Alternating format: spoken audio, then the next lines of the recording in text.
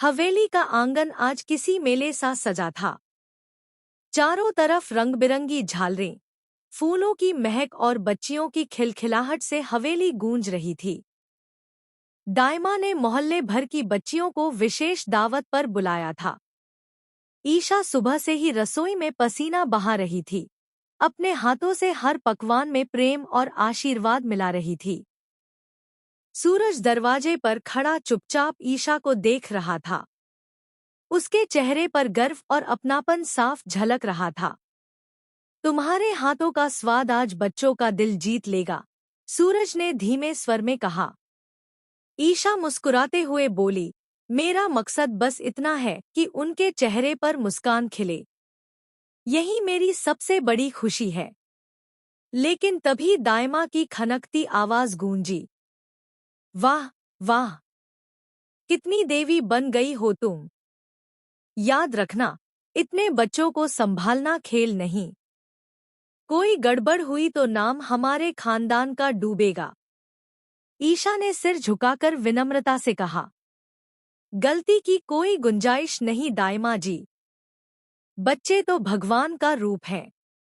धीरे धीरे आंगन बच्चियों की हंसी खुशी से गूंज उठा। हर थाली सजकर उनके सामने रखी गई। ईशा अपने हाथों से परोसते हुए मुस्कुरा रही थी। लेकिन अचानक एक सहरन भरा पल आया। जैसे ही बच्चियां खाने लगी, दो तीन बच्चियां अचानक कराहते हुए थालियां गिरा देती हैं और जमीन पर बेहोश होकर गिर पड़ती हैं।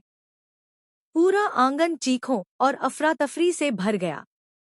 एक माँ बिलख उठी, कोई मेरी बेटी को बचाओ। ईशा घबरा गई। वह दौड़कर बाकी बच्चियों की थालियां छीनने लगी।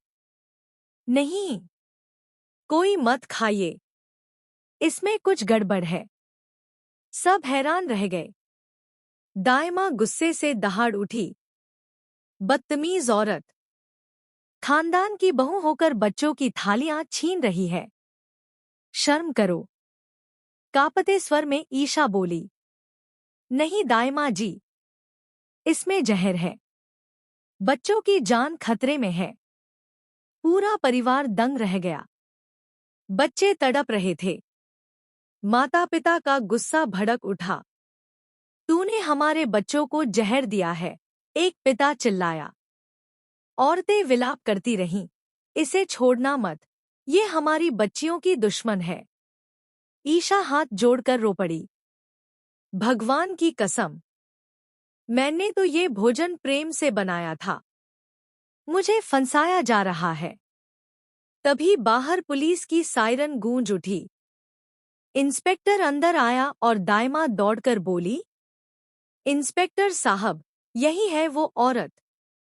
बच्चों को जहर इसी ने दिया है। इसे तुरंत पकड़िए। ईशा सन्न रह गई। सूरज चीख पड़ा। रुकिए, बिना सबूत किसी को दोषी मत ठहराइए। ईशा निर्दोष है। लेकिन भीड़ का शोर बढ़ता गया। अगर हमारी बच्चियों को कुछ हुआ तो हम इसे जिंदा नहीं छोड़ेंगे। पुलिस ने दबाव में आकर ईशा को पकड़ लिया और हथकड़ी पहना दी। सूरज जी, मैंने कुछ नहीं किया। भरोसा रखिए, ईशा सिसक उठी। सूरज की आंखों में आंसू छलक आए। ईशा, मैं तुम्हें बेगुनाह साबित करके रहूंगा। यह वादा है मेरा। पुलिस उसे धक्का देकर ले गई। हवेली पर सन्नाटा छा गया। सूरज वहीं जमीन पर गिर पड़ा और दाइमा के होठों पर एक खतरनाक मुस्कान तैर गई। जेल की अंधेरी कोठरी में बैठी ईशा बड़बड़ा रही थी। हे भगवान, मैंने तो बस बच्चों के लिए खुशियां सजाई थी।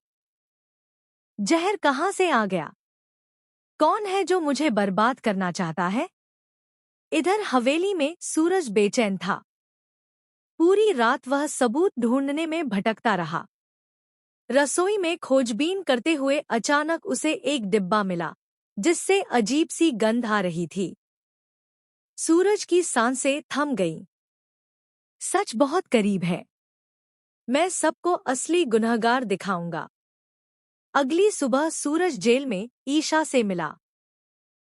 ईशा रोते हुए बोली, सब मुझे दोषी मानते हैं।